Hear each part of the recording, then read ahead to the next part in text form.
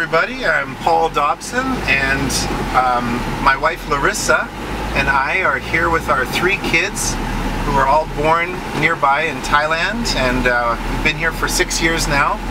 We work in anti-human trafficking, and also I teach missionary kids and other third culture kids.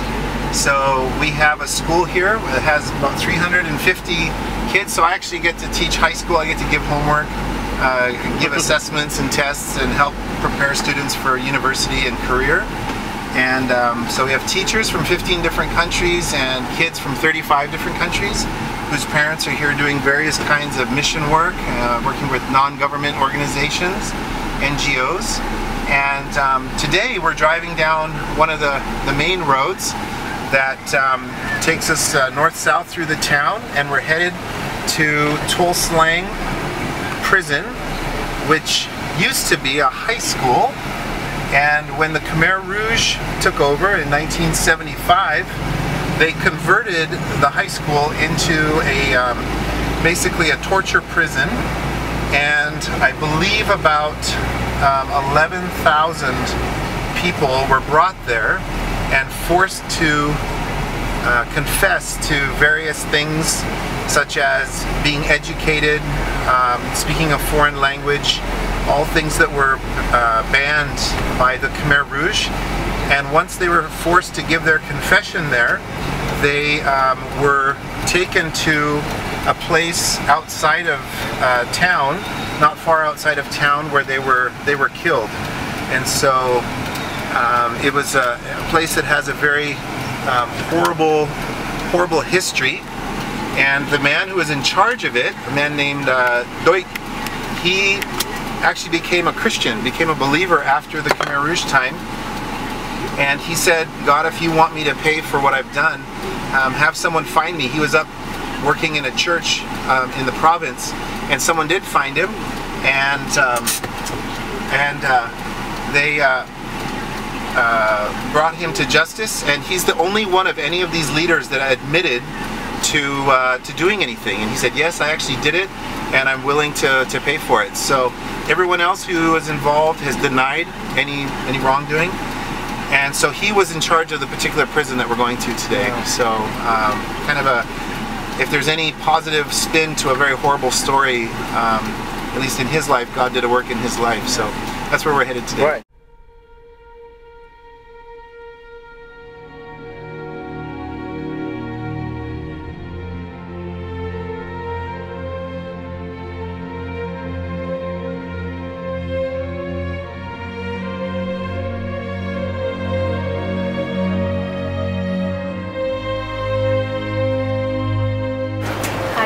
Here in the Genocide Museum in Phnom Penh in Cambodia. This is where they took their prisoners, basically, all the people they wanted to torture and get information from in these rooms.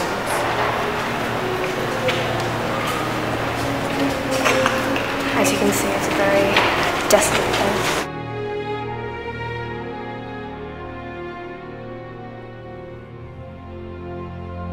You notice here with the victims arrested in the certain years, you have the early victims arrested in 75, the origin year. They don't have numbers. The moment you jump to 76, you see they start numbering. As you jump to 77, you see the numbers start to get higher. When you get to 78, when you're in 500, when you come back to this wall, you see 267 all the way up to 797. Very eerie.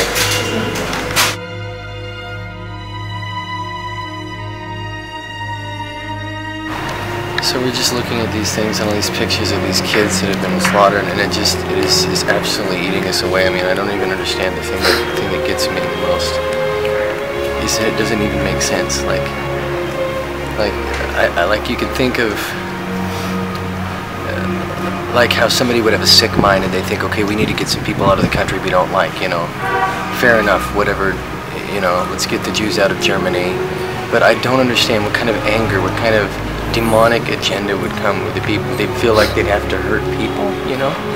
And just all these people, you know, and the looks on their faces in these photographs, and like they don't understand. And I have the same look on my face, like I just don't get it. Like why the pain and all the torture and the murder and the mayhem? It doesn't make any sense to me. There's just no explanation. And, well, the thing that gets me is I know that things like this are happening in Syria right now. And when I walk in here, my first reaction is, why would God let this happen? And my theology kicks in. I realize that God's sitting here with me, just bawling his head off, you know, just going, no. Oh, and then I ask the real important question, which God backs me on, which is, why didn't anybody come in here and stop it? And yet, I think that in 20 years in Syria or wherever, there'll be a museum like this up, and someone will come in and say, you know, well, why did anyone stop this? And we're in Australia eating our meat pies, trying to figure out what university we're going to go to, and people are being tortured like this all around the world.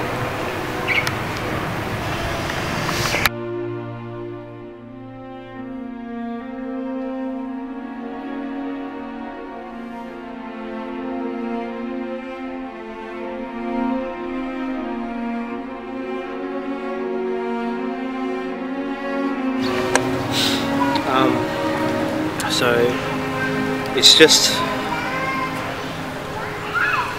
really hard to imagine what a lot of people would have had to go through. It's really eerie. It's very emotional. Just to see a family or even children not just die from natural death, but from torture. And this place just really shows how horrible this event was for the Cambodian people. And my heart goes out to them. My deepest sympathies goes out to all the families that were affected by this. I just can't even comprehend or even begin to explain what I'm feeling right now. It's just